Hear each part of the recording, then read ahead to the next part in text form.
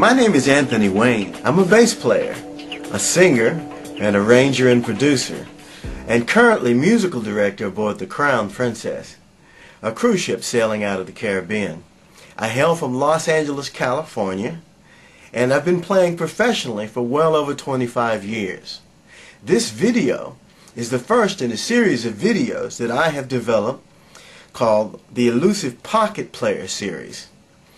It's mainly a guide for bass players and drummers, but it can also help arrangers who want to learn how to put pocket on the page.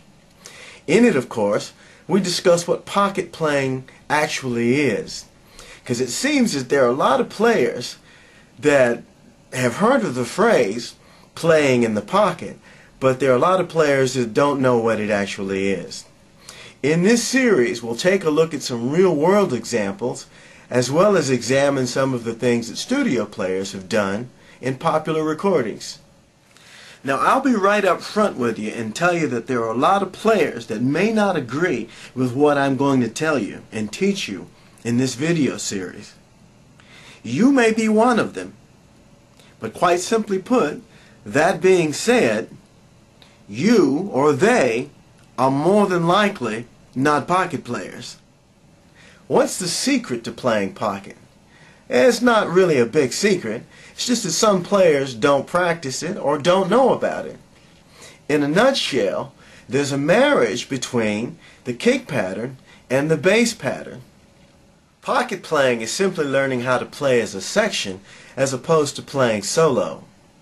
The kick drum and the bass are the bottom of the band.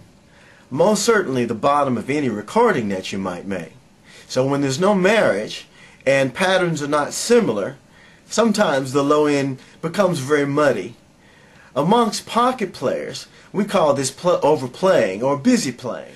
Although I can point out some popular recordings where, say, this rule was observed and executed in, say, a 100% fashion. In other words, the bass and kick drum were always together. In truth, it's not a 100% marriage.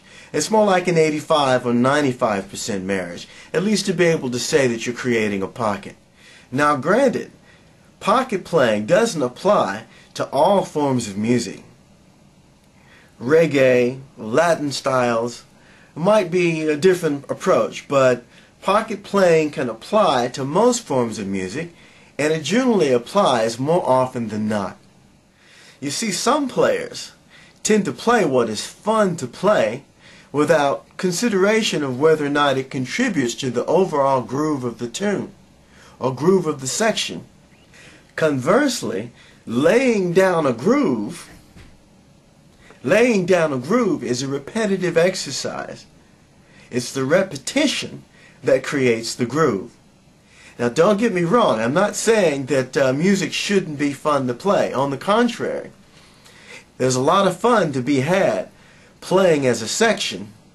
Playing a tight groove as a section is stronger than playing solo. Has more impact, as we shall see in this series. Let's take a look at a song I'm sure you'll recognize. Notice how the length of the notes, the bass notes, are short to match the length of the kick drum sound.